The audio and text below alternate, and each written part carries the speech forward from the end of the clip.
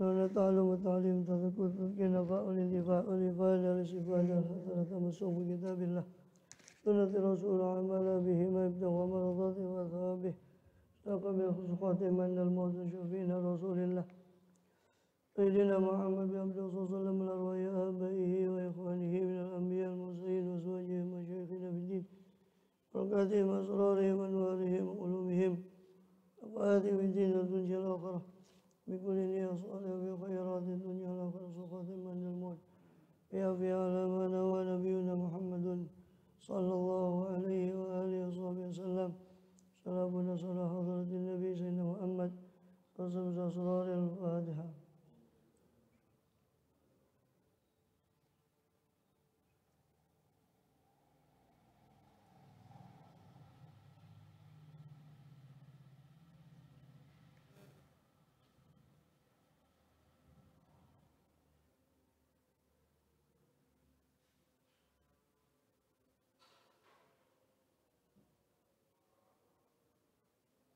بسم الله الرحمن الرحيم الحمد لله رب العالمين وبه نستعين على أمور الدنيا والدين وصلى الله وسلم على أشرف الأنبياء والمرسلين سيدنا نبينا حبيبنا شفيئنا وقرة أعيننا محمد وعلى آله وصحبه أجمعين وعلى جميع التابعين لهم بإحسان إلى يوم الدين وعلينا معهم وفيهم برحمتك يا أرحم الراحمين. أما بعد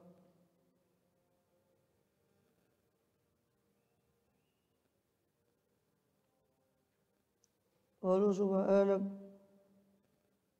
لا علم لنا إلا ما علمتنا إنك أنت العليم الحكيم. رب اشرح لي صدري ويسر لي أمري واحلل عقدة من لساني يفقهوا قولي آمين.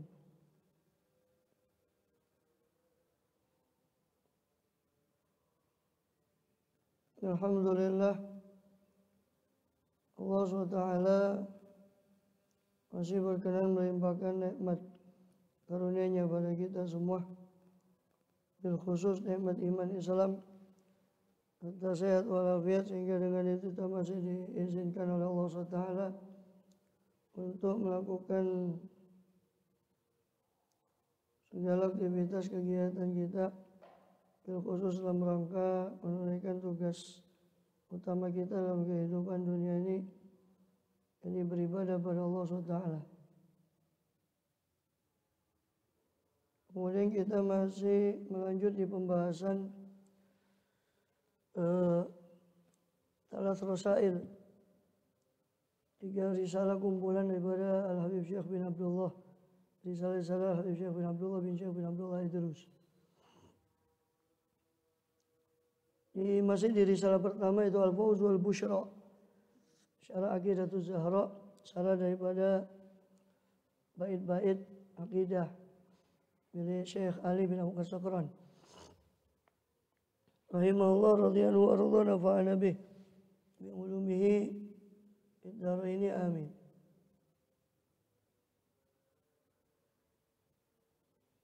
Terakhir kita telah membahas tentang para sahabat dan juga Sayyidina Abu Bakar Siddiq. Beliau bahas di beberapa bait berikutnya adalah Khulafaur Rasyidin. Sudah kita bahas tentang seputar keutamaan manaqib Sayyidina Abu Bakar Siddiq radhiyallahu anhu. Kemudian itu di bait terakhir itu, di bait 15. Sekarang kita masuk ke bait 16. Wa thanihimu Umarur Ridha. Dan yang kedua dari mereka Khulafaur Rasyidin adalah Umar Ar-Ridha. Khairu adilin wa Utsmanu dzun nuraini akrim bitsalithi. Umar yang diridhai sebaik-baik orang yang adil. Utsman dan juga Utsman dzun nuraini yang memiliki dua cahaya. Karena menikahi dua putri Rasulullah SAW, itu Ruqayyah, dan setelah wafat Ruqayyah dinikahkan lagi oleh Rasul dengan putri yang lain, yaitu Ummu Kulthum radhiyallahu anhum ajmain. Nafa'ana bihim. Akrim bisalisin, alangkah mulianya bisalisin dengan yang ketiga, yaitu Utsman. Qauluhu, adapun perkataan si Nazim, si penazam, wasanihimu, dan yang kedua dari mereka, ay al-khulafaul arba'atu, yani atau khulafail arba'ati, dari mereka maksudnya adalah khalifah yang keempat, fil fadli wal khilafah, dalam keutamaan dan khilafah, adalah Umarur Ridha, adalah Umar Ar-Ridha. Khairu adilin, sebaik-baik orang yang adil. Ayat alladzi adalah berkhilafati, jadi orang yang menampakkan keadilan dalam kekhalifahannya. Istiqomat isyaukatil Islam, dan keistiqomahan menampakkan keadilan dalam kekhalifahannya, dan istiqomah tasyaukatil Islam, dan menampakkan keistiqomahan daripada kekuasaan Islam. Wastiftahal amsar, wastaftahal amsara, dan dia membuka kota-kota. Bahwa awal khalifatin du'iyah,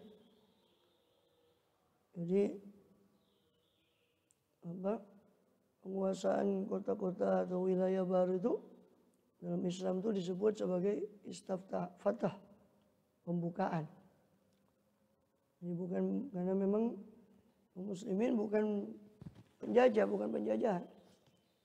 Seperti ketika ke Bahrain juga, dan beberapa kekuasaan yang lain ketika itu menguasai Bahrain, dan dengan sukarela dari rajanya, Raja Bahrain itu bertulis surat. Maka Rasul SAW membiarkan, ini tidak mengambil kekuasaan itu, membiarkan Raja Bahrain itu tetap pada jabatannya. Karena memang Islam bukan penjajah.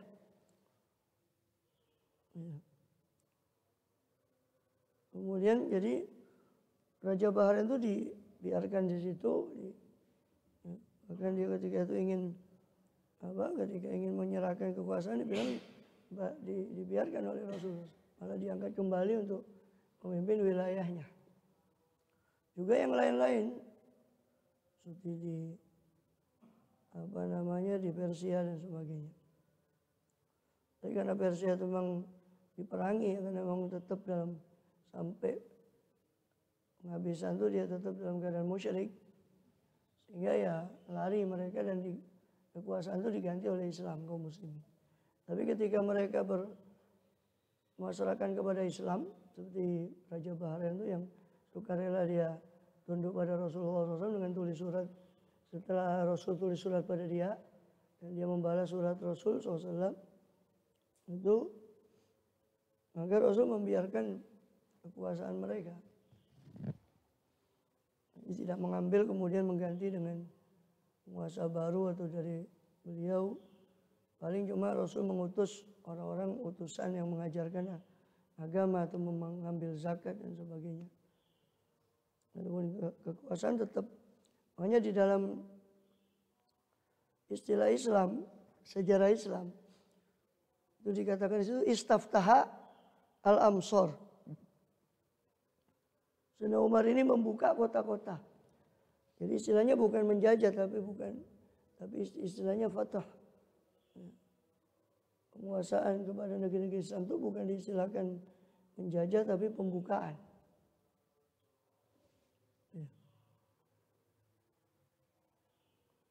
Kemudian bahwa awal khalifatin du'iya Amirul Mukminin. Dan beliau adalah khalifah yang pertama kali disebut sebagai Amirul Mukminin. Wa awwalu man kataba tarikh. Ceritakan apa namanya?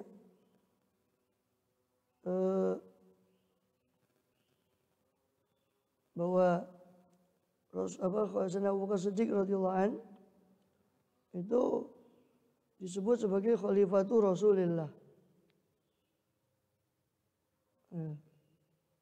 Khalifatul Rasulillah. Maka Sayyidina Umar ini pengganti, ya. Khalifah kan pengganti Rasulullah SAW. Sayyidina Umar itu disebut sebagai khalifati Rasulullah. Pengganti dari pengganti Rasulullah SAW. Maka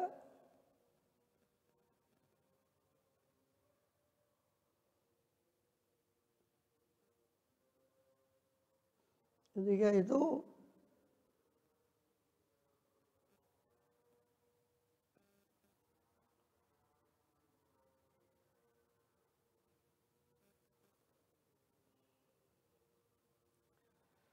dikatakan khalifati Rasulullah atau khalifati Rasulullah, pengganti dari penggantinya Rasulullah SAW.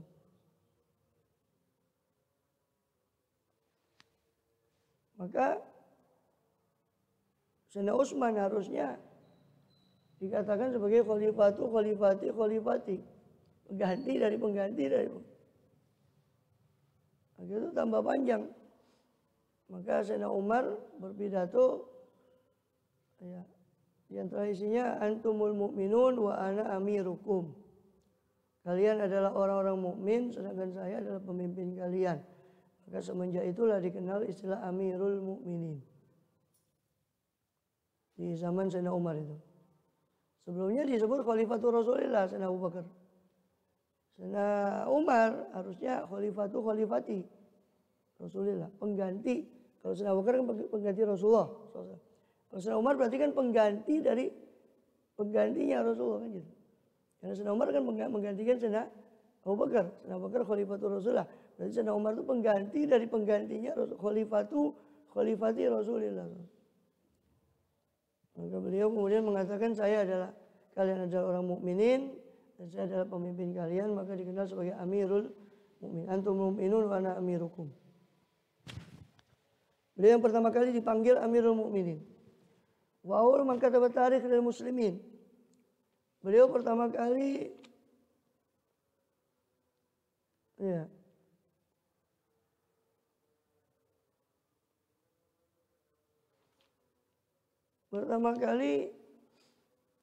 menulis tarikh penanggalan. Tanggal Hijriah itu ditetapkan itu pada masa Sayyidina Umar bin Khattab radhiyallahu anhu. Ya. Karena seperti diriwayatkan oleh Ibnu Katsir di Bidayatul Hidayahnya, Bidayah wa Nihayah, Al-Bidayah wa Nihayah punyanya Ibnu Katsir. Itu ada orang berperkara tentang hutang piutang. Dia janji untuk membayar di bulan Sya'ban. Ternyata setelah datang Sya'ban ditagih, dia mungkir. Oh, bukan Sya'ban ini yang saya maksud.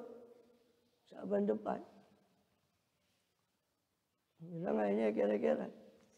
Kamu bilang Sya'ban ini dan seterusnya kira-kira.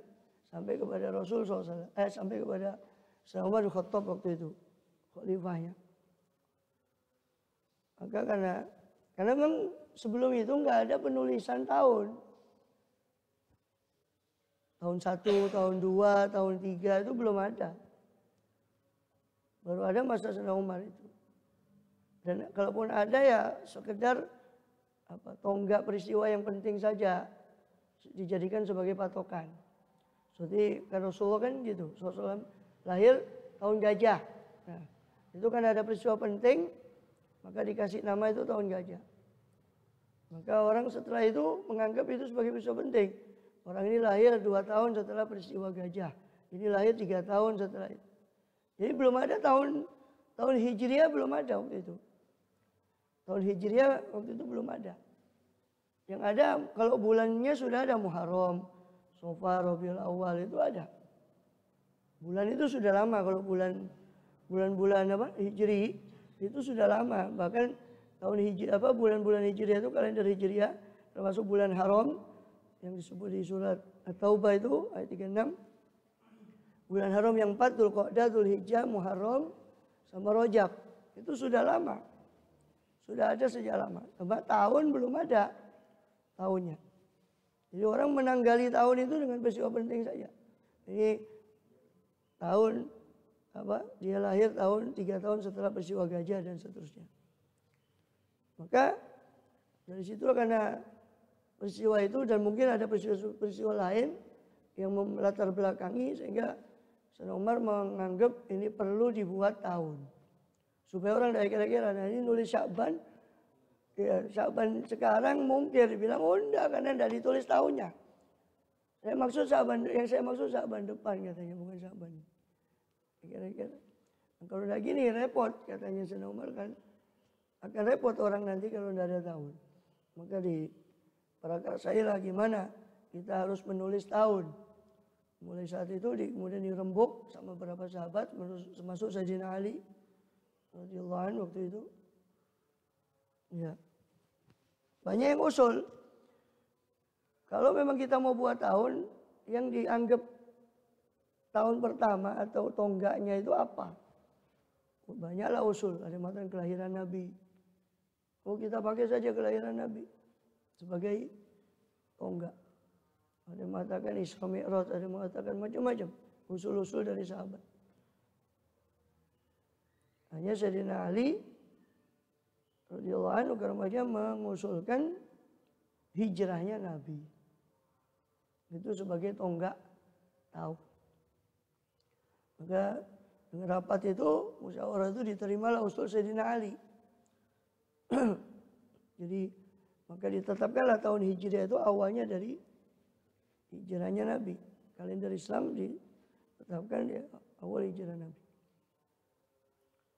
Dan itu baru ditetapkan oleh Sayyidina Umar tahun 16 Hijrah. Kalau tidak salah. 16 Hijrah.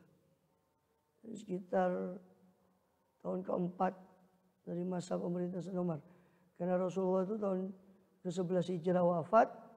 Sayyidina Abu Bakar itu 2 tahun lebih. Sekitar tahun 12, tahun 13 Hijrah. Dan Sayyidina Umar naik 14, 15.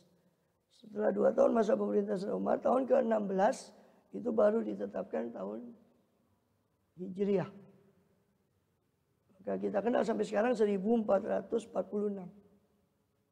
Dari hijrahnya Rasulullah SAW. Maka ditetapkanlah tahun itu tahun 16 Hijrah. Tahun Sayyidina Umar menetapkan kalender itu, menetapkan tahunnya itu sudah berada di tahun 16 Hijrah. Sampai sekarang kita berada di 1446 Hijriah. Atau 1445 tahun berlalu dari hijrah beliau SAW. Wa awalu man jama'al Quran. Dan Umar ini pertama kali yang mengumpulkan Quran fi suhuf dalam mushaf. Mungkin maksudnya adalah isyarat. Karena kita tahu yang Quran ditulis itu diprakarsai di masa pemerintahan Khalifah Abu Bakar. Seperti panjang lebar tersebut di Bukhari tentang penetapan tentang penulisan mushaf itu di Bukhari.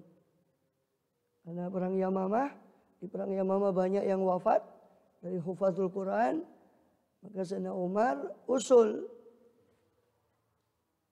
Jadi kalau dikatakan sudah awal pertama kali yang mengumpulkan Quran dalam mushaf, mungkin maksudnya ya beliau yang memprakarsai ya tapi yang memberi usulan. Tapi itu ada di masa pemerintahan Khalifah Abu Bakar. Ya.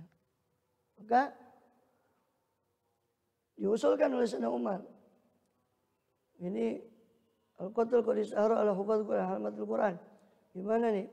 Pembunuhan itu atau peperangan sudah makin peperangan untuk perluasan wilayah dan sebagainya itu terjadi dan banyak para penghafal Quran yang wafat.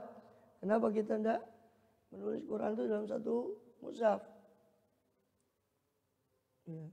Waktu itu Sayyidina Abu Bakar cuma menjawab bahwa saya tidak pernah saya sulit untuk melakukan sesuatu yang Rasul sendiri tidak melakukan. Artinya Rasul sendiri menulis, cuma kan bukan dalam satu jilid atau satu mushaf.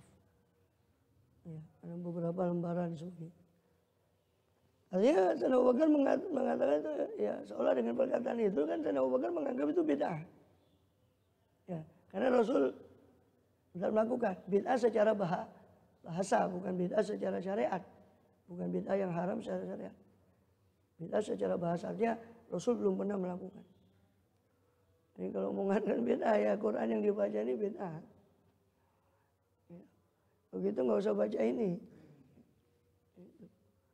Kalau dulu ya ngerasa kayak orang dulu kalau mau belajar Quran ya datang ke orang yang hafal Quran, dia didiktekan ayat-ayatnya sampai hafal, dihafalkan, dia setor lagi. Itu dulu awal karena belum ada mushaf. Kalau cara gitu yang dipakai,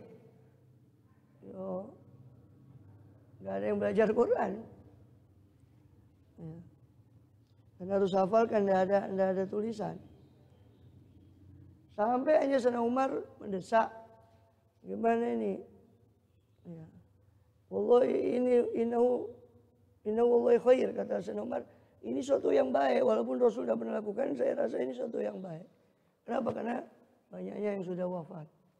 Kalau tidak begitu dia akan musnah Quran ini kalau tidak ada yang menghafal. Kalau tidak ditulis.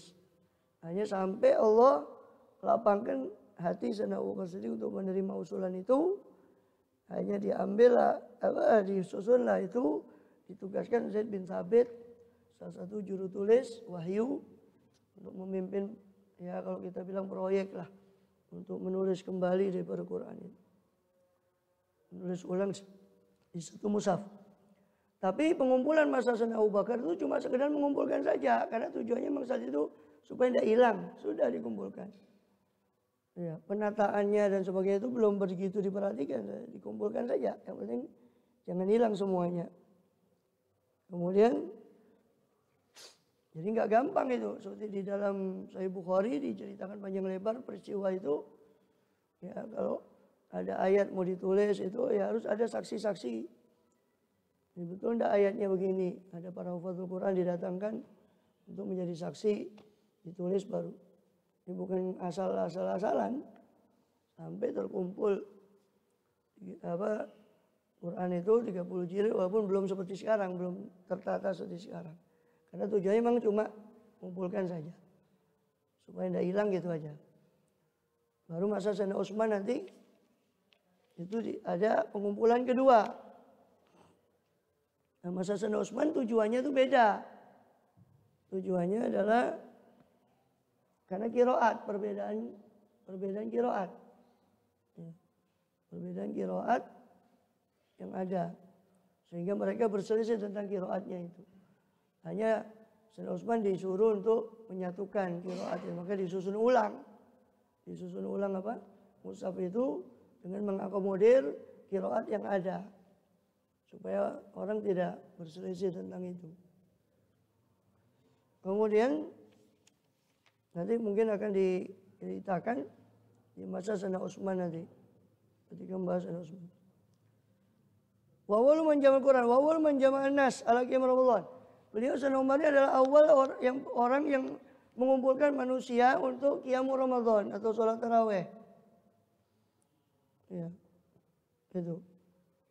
Jadi orang yang mengumpulkan pertama kali sholat tarawih yang mana Sayyidina Ali karramallahu wajhahu radhiyallahu setelah meninggal Sayyidina Umar. Itu diriwayatkan oleh Syekh Abdul Qadir Jailani di kitab Al-Ghunyah. Di kitab Al-Ghunyahnya, Sayyidina Ali berkeliling pada masa beliau dan melihat masjid-masjid itu ramai dengan taraweh. Maka Sayyidina Ali mengatakan, semoga Allah menerangi kubur daripada Umar. Karena dialah makmur daripada masjid-masjid ini di malam Ramadan. Jadi beliau, Sayyidina Umar ini yang pertama kali mengumpulkan, ya, karena beliau melihat ada orang sendirian sholat, ada yang di masjid itu ada 2-3 orang sholat dengan satu imam, ada yang 5 orang, ada banyak.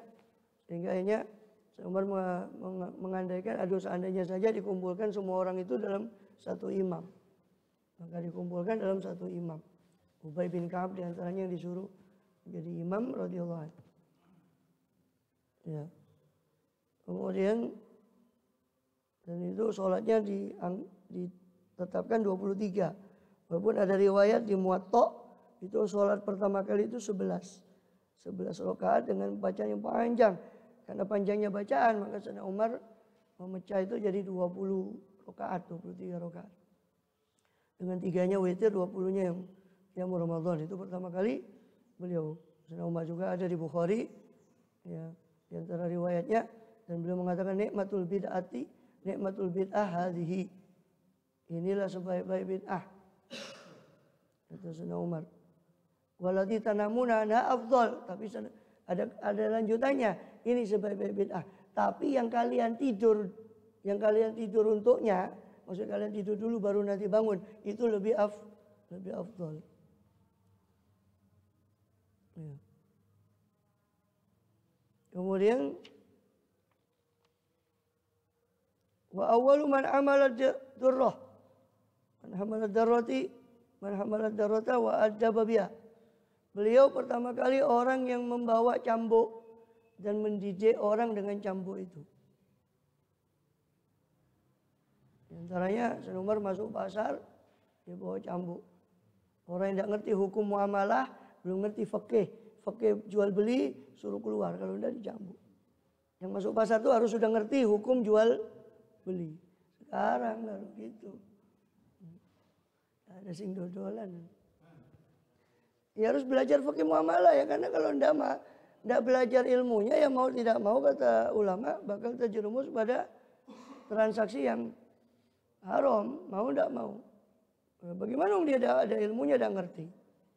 Hanya mau tidak mau dia akan terjerumus pada transaksi yang haram. Maka Sayyidina Umar itu bawa cambuk, masuk pasar.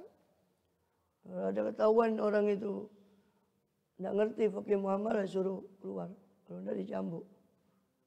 Suruh keluar dari pasar, suruh belajar dulu, nanti masuk lagi. Dia jualan lagi. Kemudian wa awwalu man wada'al kharaj. Sayyidina Umar itu pertama kali yang meletakkan kharaj, semacam pajak tanah hasil bumi. Wa awwalu man massarul amsar. Beliau pertama kali orang yang membagi kota-kota. Wa awwalu man istaqdal qudat. Beliau pertama kali orang yang mengangkat qadhi, mengangkat hakim.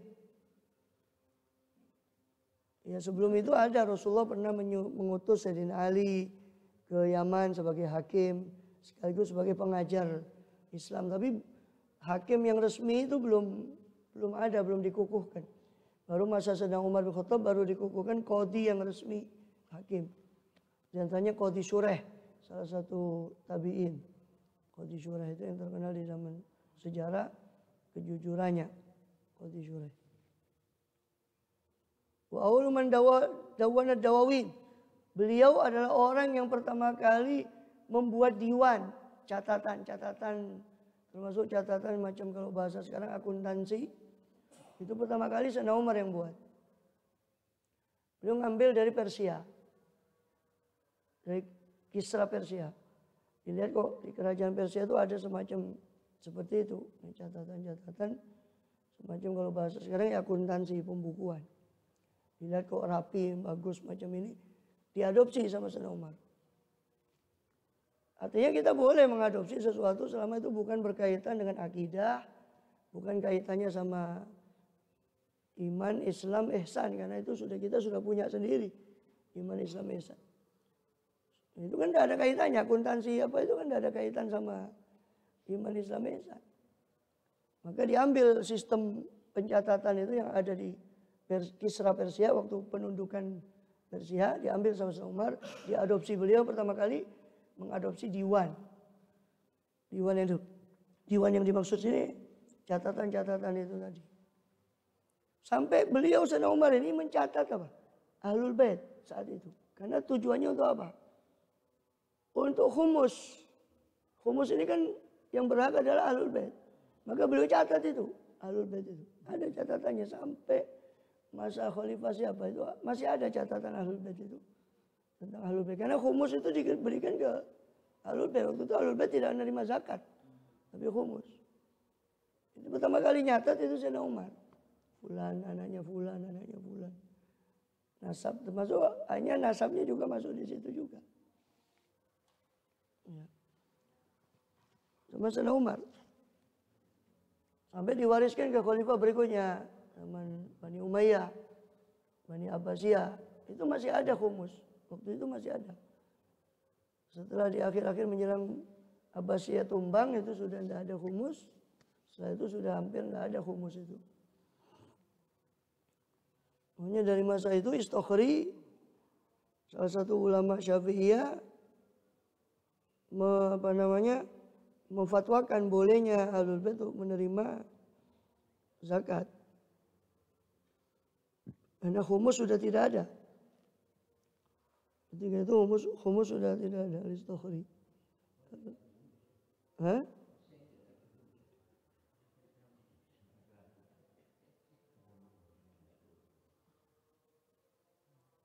Istokhri ini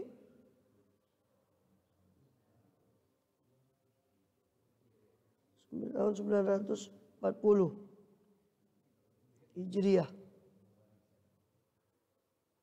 940 Masehi. Al-Istokhri.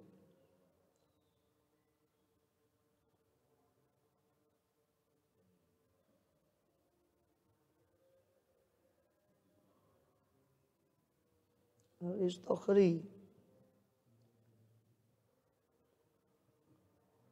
Wafat Istokhri ini saja wafat tahun 328 Hijriah. 328. Ya pertengahan Abbasiyah lah. Sudah pertengahan Abbasiyah itu ketika itu sudah tidak ada. Mulai akhir Abbasiyah, hampir menjelang Abbasiyah tumbang, pertengahan Abbasiyah sudah humus itu sudah tidak ada. Sehingga Istokhri salah satu ulama Syafi'iyah saat itu tahun 320-an sekitar itu beliau memfatwakan bolehnya Ahlul Bait menerima zakat. Karena kalau tidak kasihan. Mereka sudah tidak dapat humus. Ya kan, dan orang kan itu saking lomanya kan tidak mengeluarkan kecuali zakat kan gitu. Saking dermawannya kan gitu. Tidak mengeluarkan kecuali zakat. Maka kalau Ahlul Bait tidak difatwakan boleh menerima zakat atau tetap pada pendapat yang dulu, ya dulu masih ada humus, sekarang tidak ada kata beliau. Tentu ada dasarnya itu hadis Rasulullah SAW itu. Maksudnya Rasul melarang Ahlul Bait ketika itu untuk mengambil humus karena mengambil zakat karena inna fil khumusi ma yakfikum. Pada humus itu sudah ada yang mencukupi kalian. Maka jangan kalian mengambil zakat kata Rasulullah. Berarti kan jelas alasannya mereka dilarang mengambil zakat itu karena sudah dicukupi dari humus.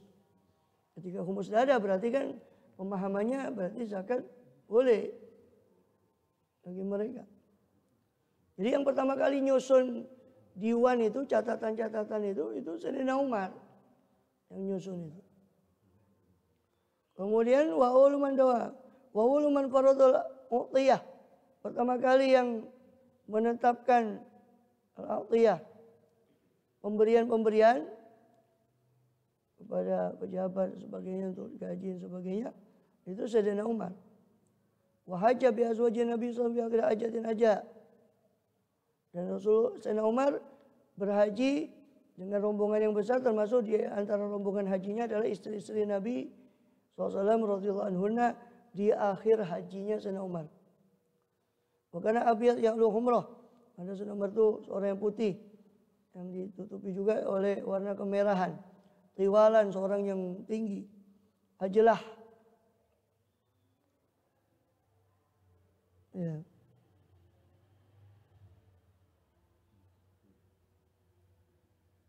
Ya, beliau ajlah, orang yang tersingkap daripada dahinya, rambut di pinggir. Ajlah itu jidatnya kelihatan karena tersingkap rambutnya itu tadi. Asla. Asla itu lebih dari itu, botak ya. Syadidu humratil ainain, sangat merah kedua matanya, fi ardhi khiffah, dalam dua cambangnya itu terdapat khiffah, tipis, dua cambang yang tipis. Sifatu fi Taurat qarnun min hadid amirun syadid. Sifat Sayyidina Umar dalam Taurat adalah qarnun min hadid, tanduk dari besi, dan amirun syadid, dan seorang pemimpin yang keras, yang tegas. Amin manaqibihi radhiyallahu an, termasuk manaqibnya Sayyidina Umar ini radhiyallahu anhu adalah Allahumma a'izzal Islam bi Umar bin Khattab. Qaulu sallallahu alaihi wasallam, Allahumma a'izzal Islam bi Umar bin Khattab. Yaitu doa Rasulullah SAW, ya Allah kuatkanlah Islam ini dengan Umar bin Khattab. Itu sebelum itu Rasul mengatakan Allahumma a'izzal Islam bi ahadi Umarain. Kuatkan Islam dengan salah satu dari dua Amr, Umar bin Khattab atau Amr bin Hisham, yaitu Abu Jahal. Ternyata doanya kena kepada Sayyidina Umar.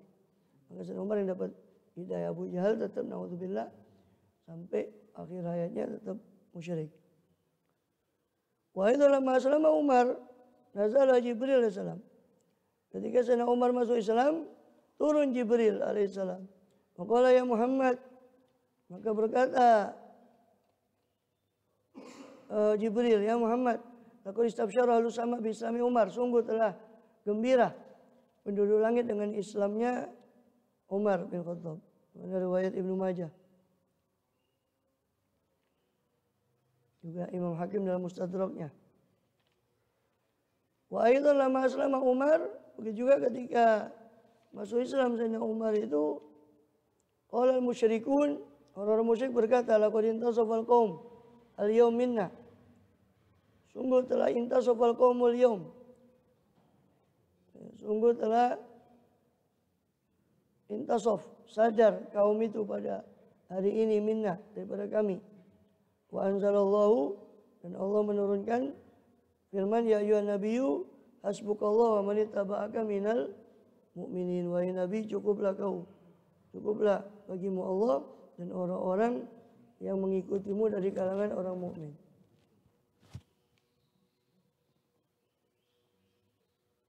Qala Rasulullah SAW, dan Rasulullah SAW bersabda, siraju ahlil jannah Umar bin Khattab. Pelitanya ahlil jannah adalah Umar bin Khattab radhiyallahu anhu. Ini diriwayatkan oleh Ibnu Asakir. Akhirnya Ibnu Asakir wa Nabi Sa'id Khudri radhiyallahu anhu qala Rasulullah SAW, man abghadha Umar faqad baghadhani. Siapa yang membenci Umar maka dia telah membenci saya. Man ahabba Umar faqad ahabbani. Siapa mencintai Umar maka sungguh dia telah mencintai saya. Wa inna Allah baha bin nas asyata arafa ammah. Dan sesungguhnya Allah membanggakan manusia ketika sore hari Arafah. Secara umum orang-orang yang wukuf itu dibanggakan oleh Allah SWT. Wa baha bi Umar radhiyallahu anhu khassah, dan Allah membanggakan Sayyidina Umar secara khusus. Isnadu Hasan, sanad hadis ini adalah sanad yang hasan, diriwayatkan oleh Imam Tabarani dalam Mu'jamul Awsadnya. Kemudian wa kharaja Ibnu Asakir, Imam Ibnu Asakir meriwayatkan dari Sayyidina Ali bin Abi Thalib. An Ali bin Abi Thalib karramallahu wajhahu wa radhiyallahu qala ma alimtu ahadan hajara ila muqtabiyan. Kata Sayyidina Ali apa? Saya tidak mengetahui seorang pun yang berhijrah kecuali dalam keadaan sembunyi-sembunyi illa Umar bin Khattab, kecuali Umar bin Khattab. Fa inna lamma hamma bil hijrah, maka sesungguhnya Sayyidina Umar itu ketika hamma bil hijrah, ketika kepingin untuk hijrah, taqallada saifah, dia menyandang pedangnya, wa tanakkaba qausah, dan dia menyandang pula mengambil qaus busurnya. Wa antadha fi yadihi ashuman, dan beliau menggenggam di tangannya itu beberapa anak panah. Wa atal Ka'batah, lalu Sayyidina Umar mendatangi Ka'bah. Wa asyrafa Quraisy wa asyrafu Quraisyin bi binaiha, sedangkan para tetua-tetua Quraisy, para orang-orang mulia dari Quraisy bi binaiha, berada di beranda Ka'bah, di teras Ka'bah. Wa tawafa sab'an, kemudian Sayyidina Umar tawaf 7 kali.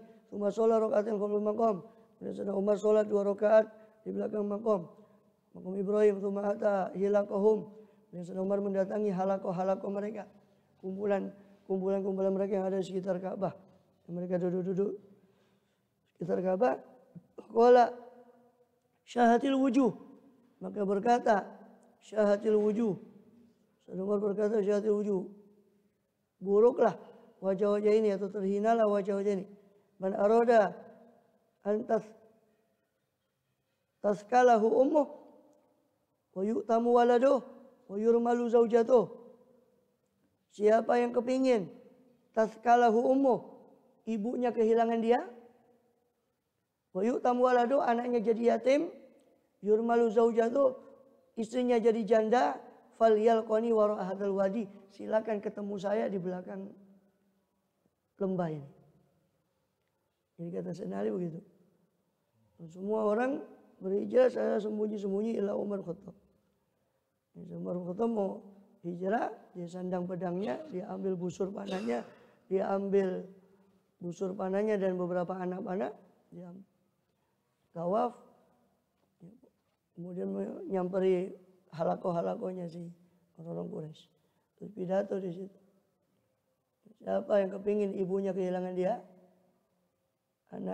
anaknya jadi yatim, istrinya jadi janda, silakan hadang Umar di balik bukit ini, di balik lembah ini. Bapak tabi'ahu min wahad, maka tidak ada satu orang pun yang ikuti Sayyidina Umar Khattab. Tidak ada satu pun yang ikuti beliau. Wa akhraja anil Bara', Allahu a'lam bishawab.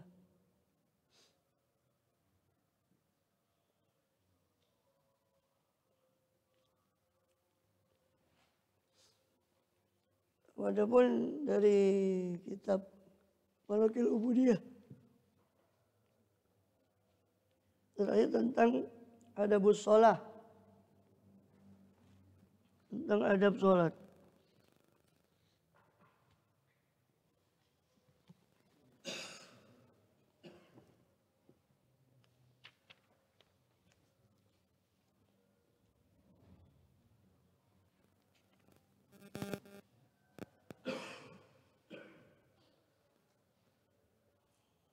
Itu sampai di itu ya, qaiman itu ya. Terakhir kita sudah bahas tentang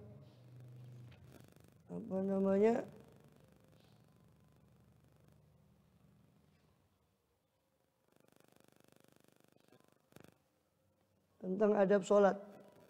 Itu baru di adab pertama, yaitu ketika selesai toharoh, maka hendaknya orang itu toharoh, bersuci dari hadas, bersuci dari najis di badan, pakaian, tempatnya orang yang sholat, menutup aurat. Maka fastaqbilil qiblata qa'iman, maka hendaknya dia itu menghadaplah kau ke kiblat dengan keadaan berdiri.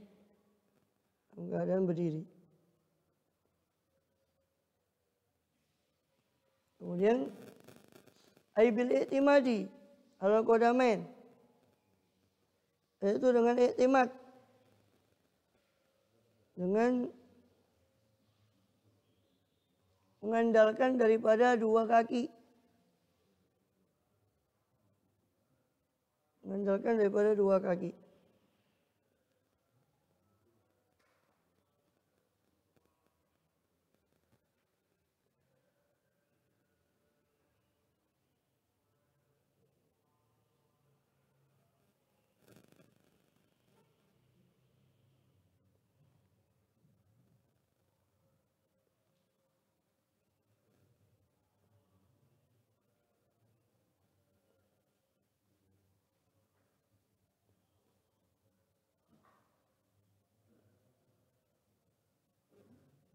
mengandalkan dua kaki, au ahadihima, atau salah satu dari dua kaki. Muzawijan baina qadamaik, dengan muzawij, sejajar, menyejajarkan antara dua telapak kakimu.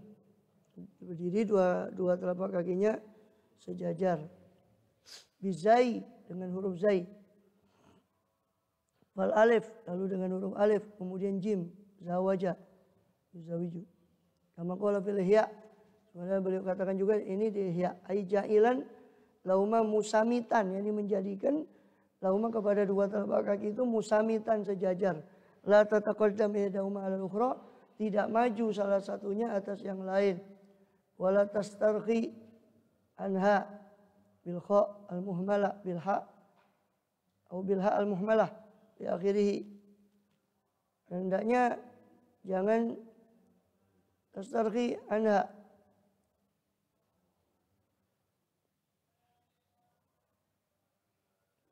tidak terlalu jauh anha daripada kaki itu tadi.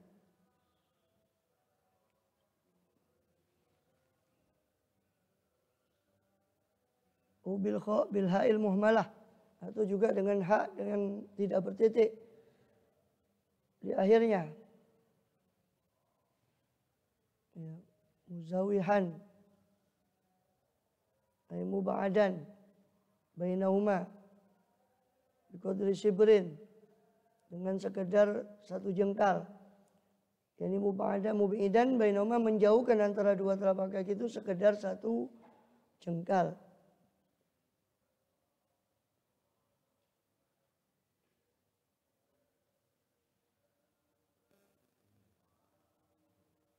Tidak juga itu musamitan, ya, muzawijan tadi musamitan, tidak ini sejajar, la tataqaddam, tidak maju salah satunya atas yang lain, wala tastarqi anaja, tidak juga terlalu lebar daripada satu dengan yang lain.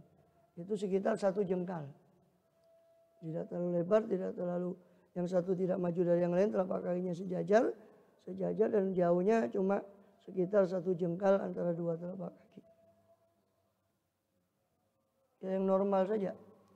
Biaitulah tadummahuma, sekiranya tidak merapatkan kedua kaki itu. Ya, karena kalau rapat itu perempuan memang dianjurkan rapat. Naha Rasulullah SAW al-sofani wa sofdi. Rasulullah SAW melarang daripada sofan dan sofat. Sofan itu mengangkat satu kaki. Mengangkat satu kaki ketika sholat. Sofat itu merapatkan dua kaki. Itu dilarang, ini makruh. Tidak membatalkan sholat tapi makruh. Itu. Fis sholati fas sofadu, sofat itu iktiranul qadamain. Berdempetannya dua kaki. Dua telapak kaki ma'an secara bersama-sama. Wasofan, sofan itu raf'u dari jalan, mengangkat salah satu dari dua kaki. Wastawi qa'iman, dan istawi qa'iman, luruslah dalam keadaan, tegaklah dalam keadaan berdiri. Binas bil fiqar, dengan menegakkan daripada tulang punggung. Wa mara'su, adapun kepala, wal afdalu itraquhu, maka paling afdalnya adalah menundukkan kepala tadi. Lianu aqrabu lil khusyu'i, karena dia lebih dekat kepada khusyuk. Wa aghaddu lil basari, dan lebih menahan, lebih bisa menahan daripada pandangan. Pada istiwa'il qiyam, setelah sempurnanya berdiri, iqra' qul a'udzu birabbin nas, maka bacalah qul a'udzu birabbin nas. Tahassunan, untuk membentengi diri, ai tahaffuzan, menjaga diri dia dengan an-nas tadi. Tahaffuzan biha, menjaga diri dengan surat An-Nas tadi. Ai bihadhi surah. Setelah sudah sempurna berdiri, baca surat An-Nas. Minasyaitonir rajim, daripada syaitan yang terkutuk. Wa hadir qalbaka, diminta perlindungan kepada Allah, tahassun, membentengi diri daripada syaitan. Hadir qalbaka ma anta fi, hadirkan hatimu pada apa-apa yang kau berada padanya. Hadza huwal musamma bil khusyuk, ini yang dinamakan khusyuk. Itu hadirnya hati kepada apa yang kita lakukan. Itu khusyuk. Wafarriqhu, kosongkan hati itu ay al-qalba minal wiswasi, daripada waswas. Ay hadithin nafsi, yani bisikan jiwa. Li'anna tafriqa, karena sesungguhnya tafriq, mengosongkan hati dari bisikan-bisikan jiwa, a'wanu alal khusyuk, itu lebih bisa menolong atas kekhusyuan. Makanya kalau sebelumnya ada sekiranya yang bisa membuat dia was-was, dia selesaikan dulu. Jangan meninggalkan apa? Kompornya nyala, yang sepeda motornya, yang ini. Hanya kepikiran sholatnya. Dia kosongkan hatinya dari penyebab yang sekiranya bisa menimbulkan was-was. Wandur, lihatlah, ay ta'ammal. Jadi renungkan, baina yaday man takum, di hadapan siapa kamu berdiri.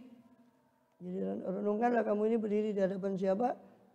Wa man tunaji, siapa yang kamu bermunajat padanya ini. Siapa yang kamu berbisik. Munajat itu asal maknanya naja yunaji, itu berbisik. Jadi munajat itu asli maknanya itu berbisik.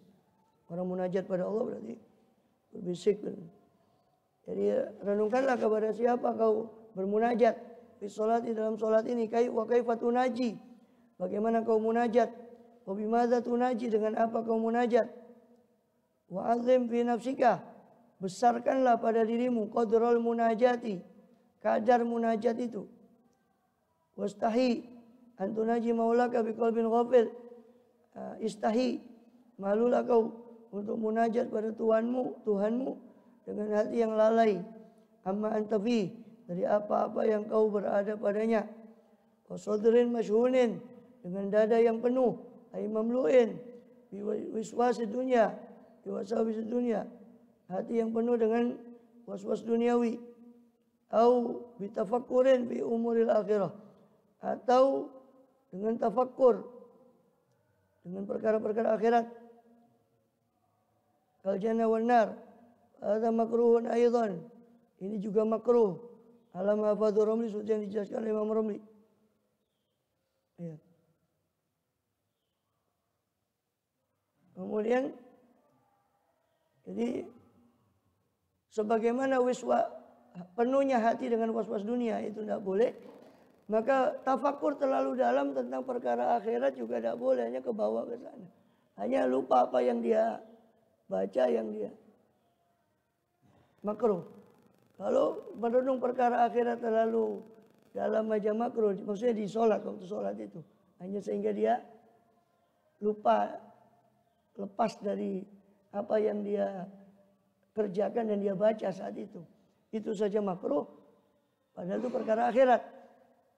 Bagaimana kalau dia merenung perkara dunia? Tidak usah dibahas.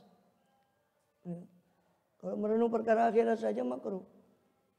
Kalau menyebabkan terlalu dalam, terlalu sehingga lupa. Meskipun perkara akhirat. Nanti saya habis gini, umpama di sholat itu, di sholat. Saya mau sodako, mau ke sana, saya tak. Bahkan perkara akhirat, sodako itu. Tapi karena itu nggak ada kaitannya sama sholat, itu pun ya makruh. Itu perkara akhirat, mendah nio, apalagi perkara dunia. Lebih parah lagi. Perkara dunia waktu sholat dia perkara, ya, memikirkan perkara dunia, memikirkan perkara akhirat saja tidak boleh. Yang menyebabkan dia lalai dari apa yang dia baca itu tadi, itu makruh, apalagi itu perkara akhiratnya, apalagi perkara dunianya. Wa khaba'ithis syahwat, dan dada yang penuh dengan khaba'ithis syahwat, dengan kejinya syahwat, kekotoran syahwat. Jadi malulah kau untuk bermunajat pada Tuhanmu dengan hati yang lalai, dada yang penuh dengan was-was dunia, dan penuh dengan buruk-buruknya syahwat. Wa'lam, ketahuilah, fil hal, seketika itu, pada saat itu, annaka qa'imun baina yadayillahi ta'ala, bahwasanya engkau sedang berdiri di hadapan Allah SWT, wa annahu ta'ala maulaka mutaliun, dan bahwasanya Allah Ta'ala itu majikanmu, Tuhanmu, itu mutaliun, menilik, mengetahui ay alimun, mengetahui ala sariratik atas batinmu, wa huwa ma taktumu fi qalbik, yaitu apa yang kau sembunyikan dalam hatimu. Fakum baina yadayhi qiyamaka baina yaday ba'di mulki zaman, maka berdirilah kau baina yaday di hadapan Allah, qiyamaka seperti berdirimu baina yaday mulki ba'di mulki zaman, seperti berdirimu di hadapan sebagian raja pada zaman ini atau penguasa pada zaman ini. Kenapa beliau umpamakan begitu? Ya karena kita ini baru nyandak. Kalau itu diumpamakan urusan duniawi. Kalau diumpamakan menghadap pada Allah, kita belum begitu kenal keagungan Allah, belum begitu ma'rifatullah, kita masih lemah. Maka kata beliau, menghadaplah kepada Allah itu seperti kamu berdiri di hadapan penguasa pada zaman ini. Kita berdiri di hadapan penguasa saja tidak berani. Ya kan, tidak berani kita berlaku seenaknya, tidak berani kita gerak-gerik obat dikit aja mungkin tidak. Ya, di hadapannya penguasa umpama. Itu baru di hadapan orang, bagaimana di hadapan Allah. Jadi itu beliau membuat perumpamaan seperti itu. Seperti kamu berdiri di hadapan penguasa pada zaman ini. Wa nadhirun ila qalbik, dan Allah yang kamu hadapi itu memandang pada hatimu. Wa matsil fi sholatika jannata an yaminik, dan umpamakanlah di dalam salatmu itu surga di sebelah kananmu, wan nar an shimalik, dan neraka di sebelah kirimu. Fa innal qalba idza ishtaghala bi dzikril akhirah, sebab hati itu kalau tersibukkan dengan mengingat akhirat, yang kote anhul wiswas, maka terputus darinya waswas. Baikun hadza tamtsil tadawiyan, maka permisalan seperti ini itu ibaratnya tadawi, perobatan untuk daf'il waswasah, untuk menolak waswas. Kata fi awarifil ma'arif, begitu yang tersebut di kitab Awarifil Ma'arif punya Imam Suhrawardi. Jadi permisalkan surga itu di kananmu, neraka di kirimu. Dan sebagian sufi mengatakan permisalkan seolah malaikat maut itu di belakangmu. Ya. Nah, bagaimana dikatakan kok?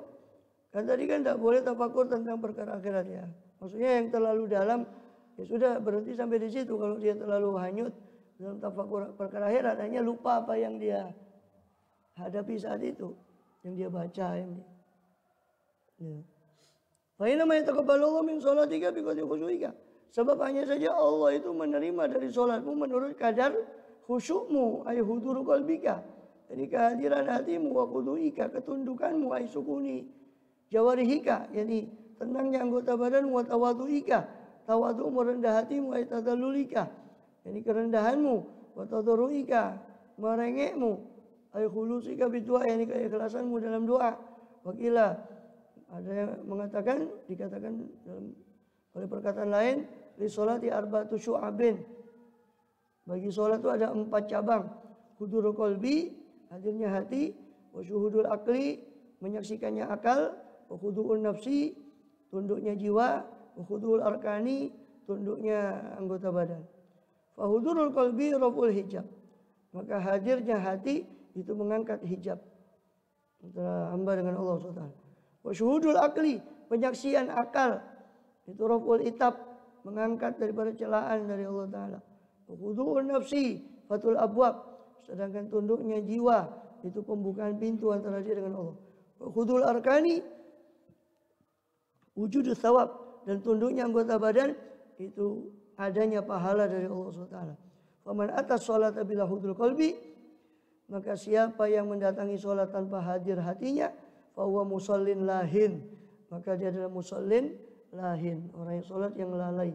Faman atas bila syuril akli, siapa yang mendatangi sholat tanpa penyaksian akalnya, tanpa sadar pikirannya di situ, fahuwa musallin sahin, maka dia adalah orang sholat yang lupa.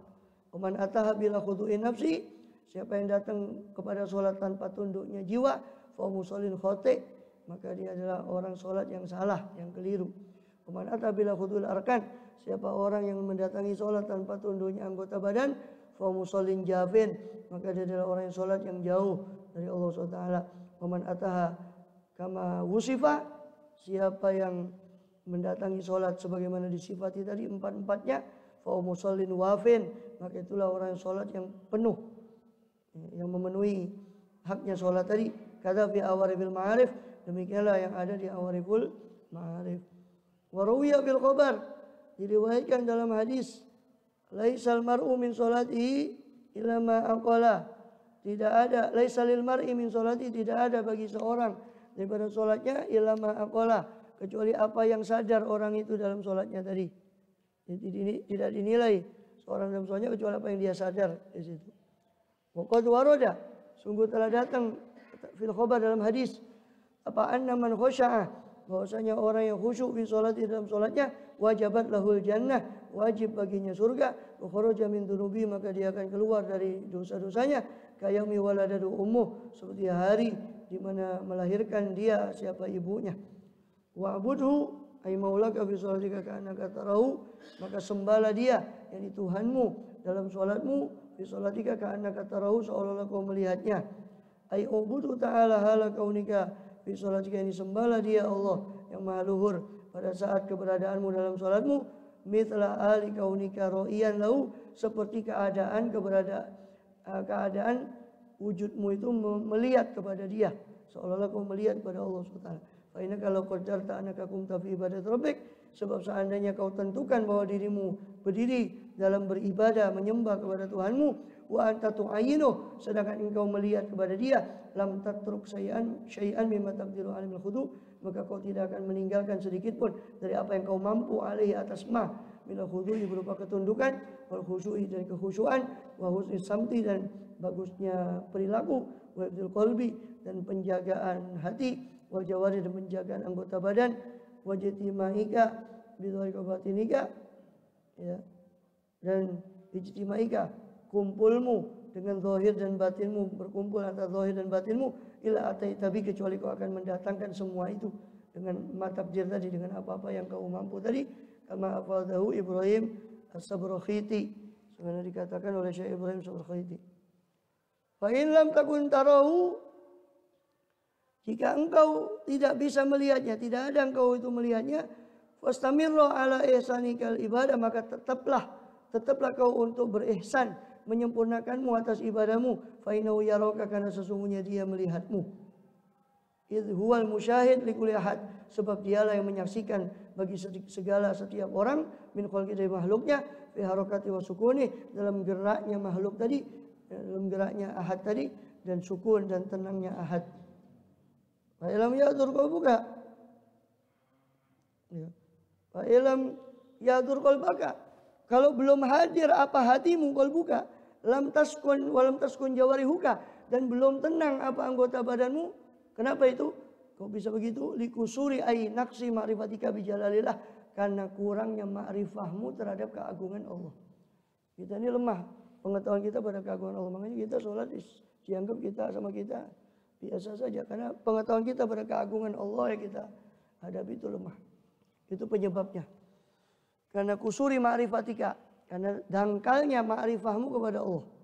Kalau sudah begitu, kata Imam Ghazali, kalau kamu masih belum hadir, hatimu belum tenang, anggota badanmu, karena dangkalnya ma'rifahmu kepada jalalillah, kepada keagungan Allah Ta'ala yang maha luhur, faqaddir, maka beliau memberi tips, ya, maka qaddir, umpamakan, fi dawami qiyamika, dalam langgengnya berdirimu, fi sholatika, dalam sholatmu itu, anna rajulan sholihan min wujuhi ay asyrafi ahli baitik, bahwasanya seorang yang soleh dari wujuh, dari orang yang terkemuka, ay asyraf, dari orang yang mulia, dari ahli baitmu, keluargamu, yang duru ilaika, sedang melihatmu, bi'ainin kaliatin, dengan mata yang mengawasi.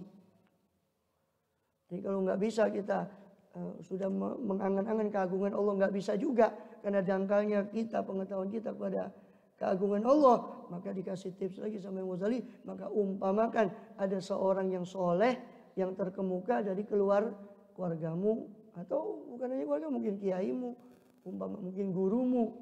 Kau umpamakan seandainya ada kiaimu di situ, ada gurumu di situ sedang melihatmu sholat.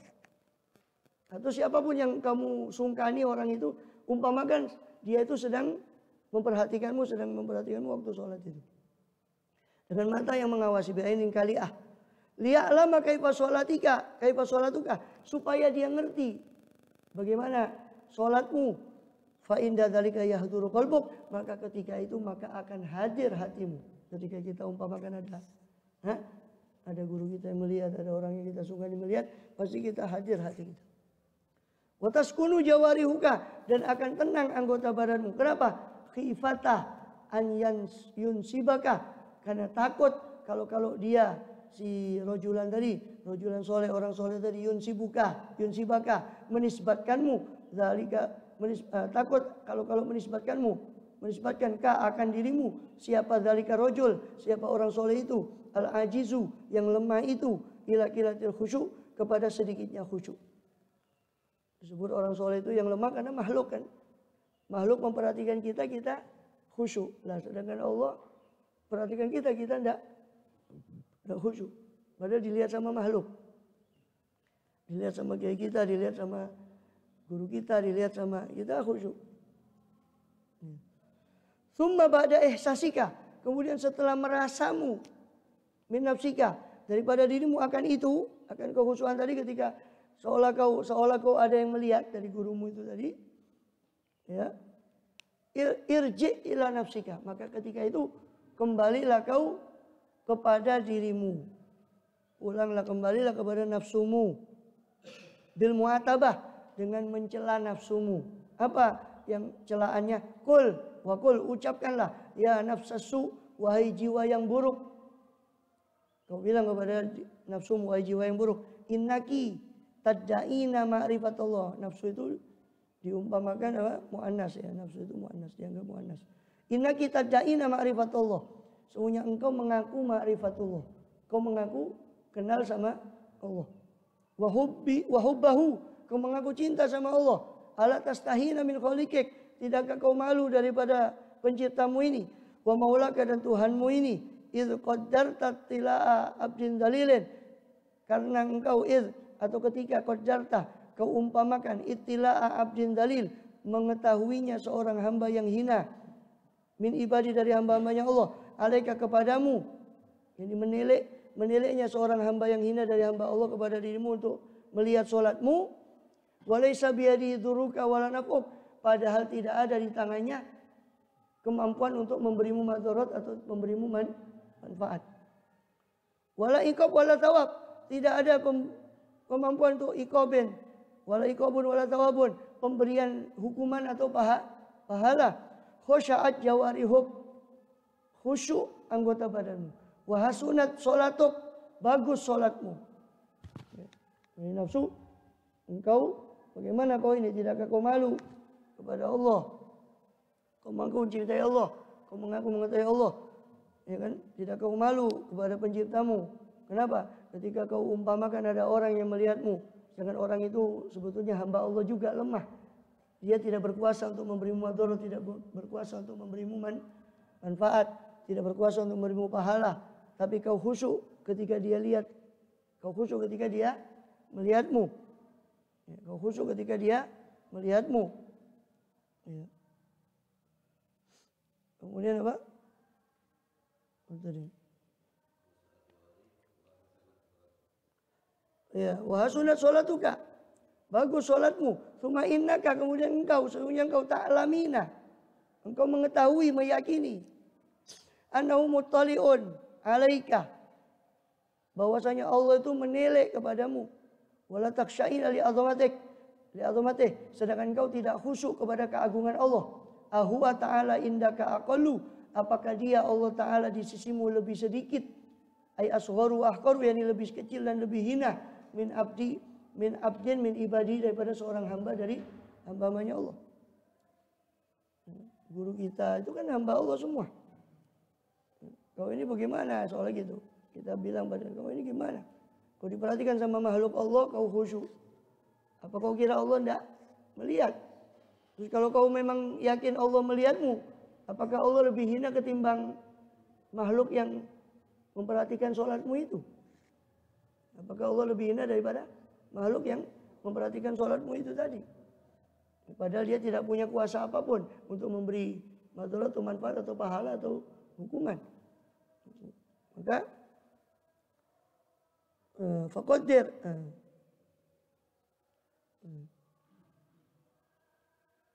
wala takhsha'ina li azamatik, ya, fama ashadda tughyanaki, Ya, ahwa ta'ala indaki. Ahwa ta'ala, apakah Allah Ta'ala di sisimu wahai nafsu lebih hina daripada hamba min abdin min ibadah asghar wa ahqar, lebih kecil dan lebih hina ketimbang seorang hamba dari hamba-hambanya Allah. Fama asyadda tughyanaki, alangkah sengitnya kedzalimanmu, ai isyanaki, yani kemaksiatan kedurhakaanmu, wa jahalaki, alangkah kerasnya jahalaki kebodohanmu, wa ma'adhama adawataki, alangkah besarnya permusuhanmu, li nafsiki kepada dirimu sendiri, li annaki waqarta, sebab engkau lianaki waqarti, sebab engkau menghormati abdan dalilan, seorang hamba yang hina, wala tuwaqqirina Allah Ta'ala, sedangkan engkau tidak menghormati Allah Ta'ala yang maha luhur, wa takshainan nasa, kau takut kepada manusia, wala takshaina Allah Ta'ala, sedangkan engkau tidak takut kepada Allah Ta'ala, wa wa aku an takshaihi, padahal Allah itu lebih berhak untuk kau takuti. Wa alij qalbaka, obatilah ai zawil, ini usahakanlah, wadawi obatilah qalbaka, hatimu, bihadil hiyali, dengan rekadaya semacam ini, pakai hak wa fatil ya, hiyal itu dengan mengkasrahkan hak, memfathahkan ya, jamak dari hilah, wa wal hidku, yaitu kepandaian, fi tadbiril umur, dalam mengatur perkara. Fa asahu, maka semoga dia, yani ai qalbuka, hatimu, ayahdura ma'aka, hadir bersamamu, fi sholatika, dalam sholatmu. Fa inau laisa, fa inau, karena satu menit kelakuan, ay asya'nu, karena asya'na, sesungguhnya perkara yang penting, laisa laka min sholatika, tidak ada bagimu dari sholatmu, illa ma aqalta, kecuali apa yang kau sadar, ay tadabbarta, apa yang kau renungkan, mina daripada sholatmu. Wa amma ma ataita bi, adapun apa yang kau laksanakan bi, dengannya, dengan ma, ay fi sholatika, dalam sholatmu, minal qiraati wal adhkari, daripada bacaan dan zikir, ma'al ghaflati wasahwi, bersama dengan kelalaian dan kelupaan, amma antafi, dari apa-apa yang kau berada pada ma, padanya, bi alam yahdur qalbuka, dengan tidak hadirnya hatimu, fawa ilal istighfari wat takfiri ahwaj, maka dia kepada istighfar dan kafarah, ay fi'lil kafarah, yang perbuatan kafarah min sedekah, daripada sedekah, wa nawiya, bersedekah untuk kafarah dan sebangsanya, ahwaju, lebih butuh, lebih perlu. Jadi itu tips dari Imam Ghazali. Ya, kalau kau tidak ngerti, ya kau menghadirkan Allah Ta'ala dalam sholatmu itu juga tidak mempan. Kau hadirkan, kau ini berhadapan dengan siapa, dan seterusnya kau camkan pada hatimu, kau ini hadapan sama siapa. Itu masih tetap tidak bisa. Maka seperti tadi tipsnya kata Imam Ghazali, kau umpamakan ada orang yang memperhatikan sholatmu, baik kiaimu, gurumu, atau siapa saja orang yang kau sungkani. Pasti kalau kau umpamakan begitu, pasti kau akan khusyuk ketika dilihat oleh orang. Lalu ketika itu kau kembalikan pada nafsu, wahai nafsu, kau ini bagaimana? Apa tidak malu kau pada Allah? Kau dilihat sama orang saja, kau khusyuk. Apa kau pikir Allah tidak melihatmu?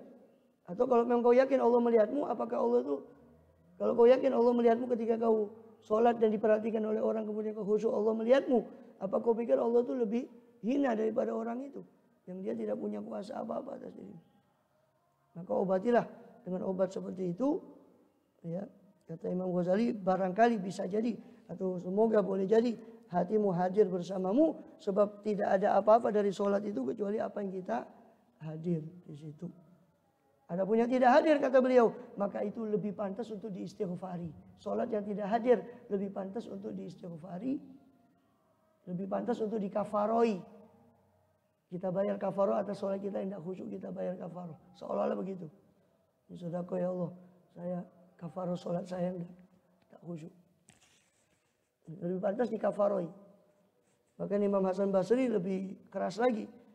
Sholat yang tidak khusyuk itu lebih cepat dapat siksaan daripada, karena kan dianggap main-main itu. Dianggap kan bermain-main dengan Allah. Ya, menghadap Allah tapi hatinya li'anna fi sholatika kholalan. Kenapa butuh diistighfari? Kenapa butuh dikafaroi? Kan makanya kita habis sholat selesai itu astagfirullah. Ya, salam, astagfirullah. Karena kita sadar sholat kita ini banyak kekurangan. Kenapa butuh diistighfari? Lian fi sholatika kholalan, karena dalam sholatmu terdapat kholal, kesalahan. Li adami huduri qalbik, karena tidak hadirnya hatimu. Fal khusyu'u fi sholati, maka kekhusyuan dalam sholat. Walau fi juz'in minha, meskipun dalam satu juzuk, satu bagian daripada sholat. Wajibun itu wajib. Lakinnahu laisa syarton, akan tapi kekhusyuan itu bukanlah syarat. Li sihhati sholat, untuk sahnya sholat. Itu kelebihan alif, itu bukan as-sihah. Li sihhati sholat. Syarton li sihhatis sholat, bukanlah syarat untuk sahnya sholat. Kama fadahu Syekhuna Ahmad An-Nahrawi, sebagaimana dijelaskan oleh guru kami Syekh Ahmad An-Nahrawi, salah satu guru daripada Syekh Nawawi Al-Bantani di Makkah, Syekh Ahmad Nahrawi.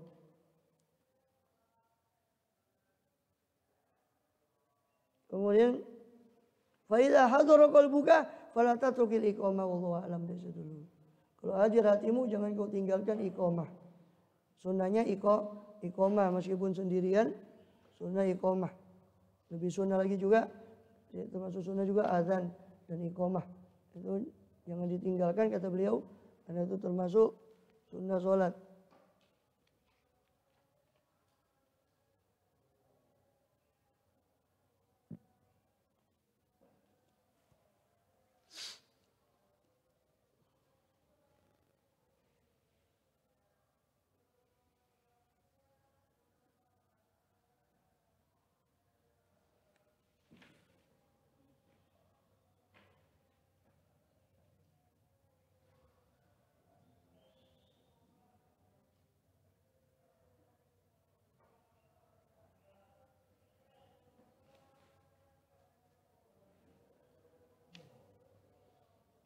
Adapun khulasah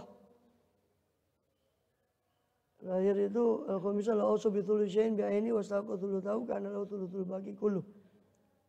Wa bi wajhin akhar thuluthul baqi.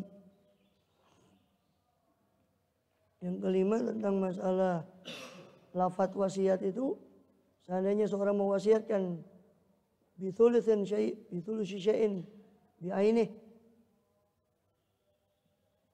mewasiatkan dengan sepertiga dari sesuatu, dengan aini, dengan zatnya sesuatu tadi, mustahaqqa thuluthahu, dan dia berhak akan 2/3-nya, maka kana lahu thuluthul baqi, maka ada bagi orang tadi itu 1/3 dari sisanya semuanya.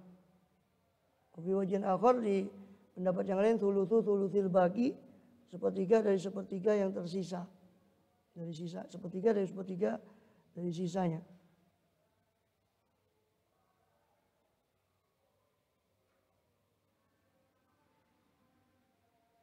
Al-qismu tsalits fil musalahu.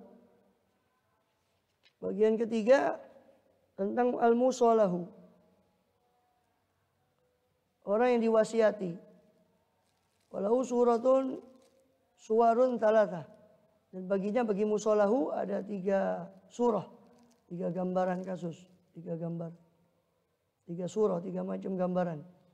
Al-ula idza awsa li qarabati aw li arhamih, apabila dia mewasiatkan pada kerabatnya atau rahimnya, sawaun fasawaun janibul abi wa janibul ummi, maka sama baik itu dari belah ayah atau dari belah ibu.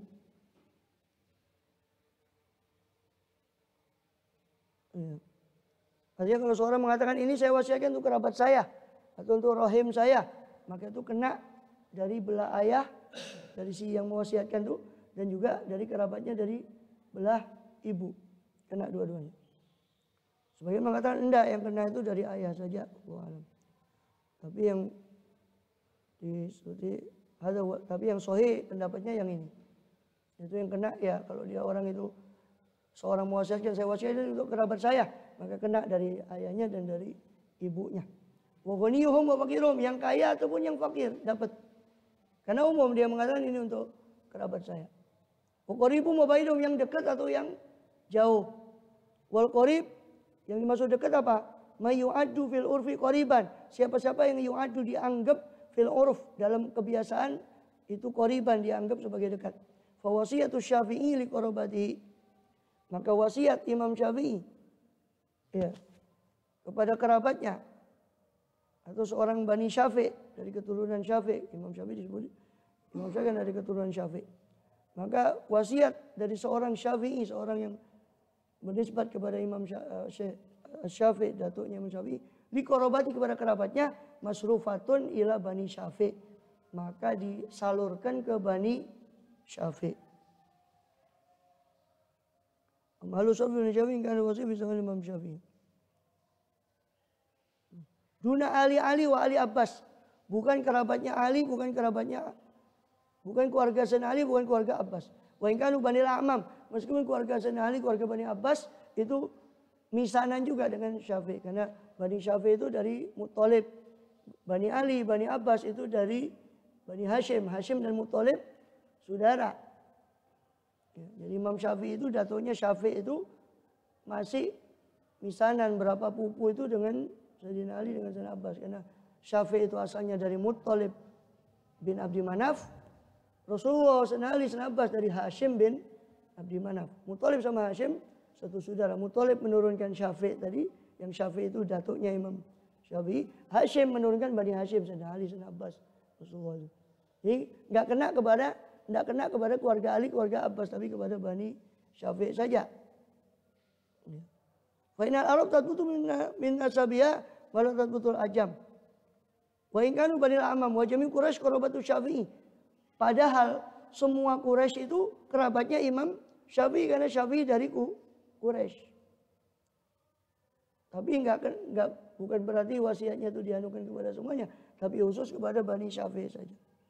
Wa innal Arab tatbutu min nasabiha, tutbatu min nasabiha, sebab orang Arab itu bisa ditentukan nasabnya karena mereka menghafal nasabnya. Malah tutbatul ajam, apa yang tidak bisa ditentukan oleh orang ajam. Karena biasanya orang-orang ajam ya tidak terlalu menganukan tentang nasab itu. Falaysa wasiyatul jami' Quraisy, maka tidak disalurkan wasiatnya Imam Syafi'i kepada seluruh Quraisy. Walakin ila jami' man jarad adatu bi taqiyatil ibarah, akan tapi kepada seluruh siapa-siapa yang jarad, yang berlaku adat kebiasaan mereka bi itlaqiyatil ibarah, dengan pemutlakan penggunaan ibarat istilah Syafi'i tadi alaih kepada mereka. Itu dari Bani Syafi'i. Dari paling ujung ya Bani Syafi'i itu. Ini bukan ke semua Quraisy. Atsani walau awsal ya qarabati Zaid, utiya qarabul Abi Umi. Seandainya yang kedua, seandainya memberi wasiat si orang tadi kepada paling dekatnya kerabatnya fulan, paling dekatnya kerabatnya Z. Saya wasiatkan ini kepada paling dekatnya kerabatnya Z. Utiya aqrabum li Abi Umi, maka diberikan kepada yang paling dekat kepada ayahnya Z dan ibunya Z. Yang paling dekat.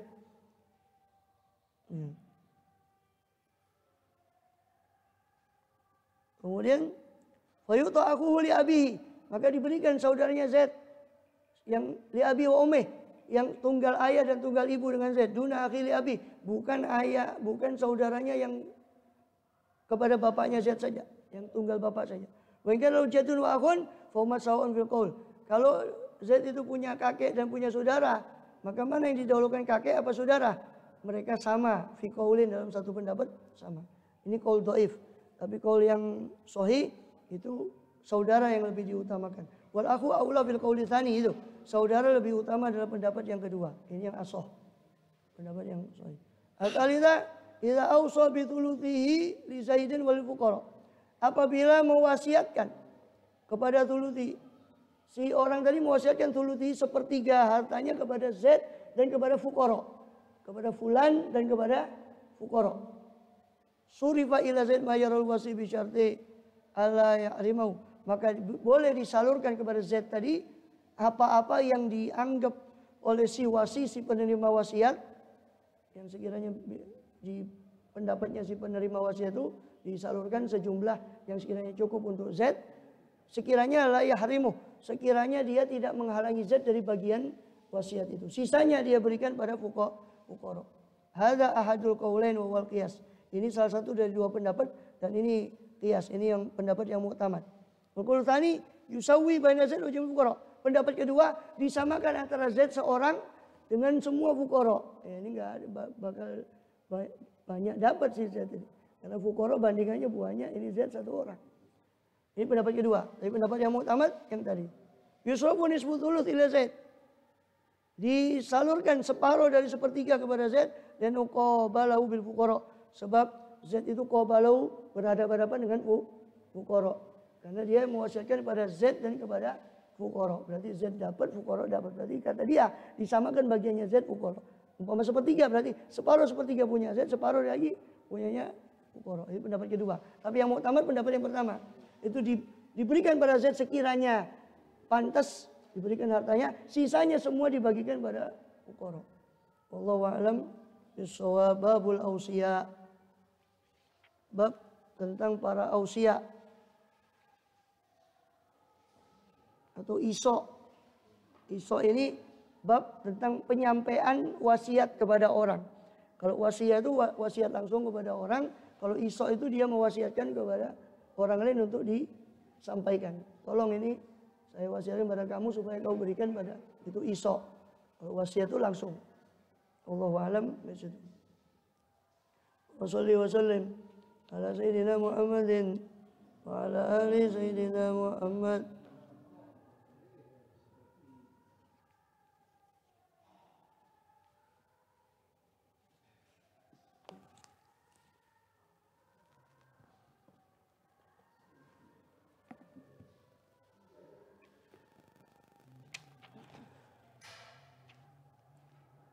Saifil muhannad kama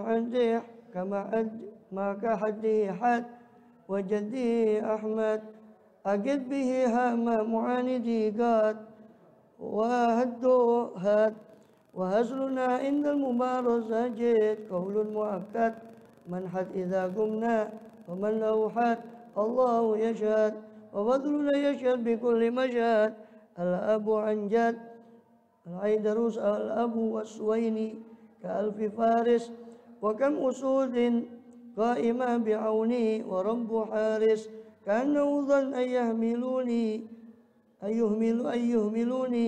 bil qahri ta'is ma mihratak ya asidi satuhmad wa laysa tas'ad wa sawfa tanzur ayyuna lahul yad wa man yu'ayyad badrus sa'ada qad qarab tulu'uh وسوف يظهر إذا بدا كل الشهب تطيع كل الشهب تطيعه ولا تأخر وصل زكى أصله مع فروعه وزاره أثمر ويا ابن شمس الدين قم تأكد وهربنا شاد وسوف تنبي فتى وتبعد وابنك يقيد والحمد لله رب العالمين.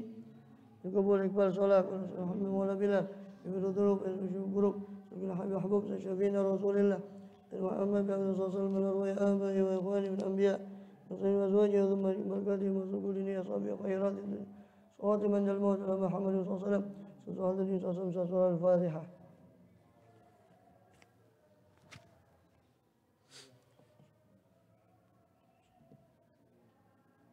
يا ربنا اعترفنا أننا اقترفنا وأننا صرفنا على شرفنا وتب علينا توبة توصل توبة وصلنا العورات روعات واغفر لوالدينا ومولودينا والأهل والإخوان سائر الخلان وكل ذي أو جيرة أو صحبة مسلمين أجمع من ربي يسمع فضلا فنال باكتساب منا بالمصطفى ولينا الله بكل سهل صلى وسلم ربي أدى الأبي وآله وصحبه إذا الغسل والحمد لله البدء والثناء واهدنا بمن هديت وعافنا بمن عافيت ولنا بمن توليت بارك بما أعطيت وقنا شر ما قضيت إنك تقضي ولا يقضى علينا ولا يعز من بر من عبد من صابر كان من محمد صلى الله عليه وسلم الحمد لله رب العالمين.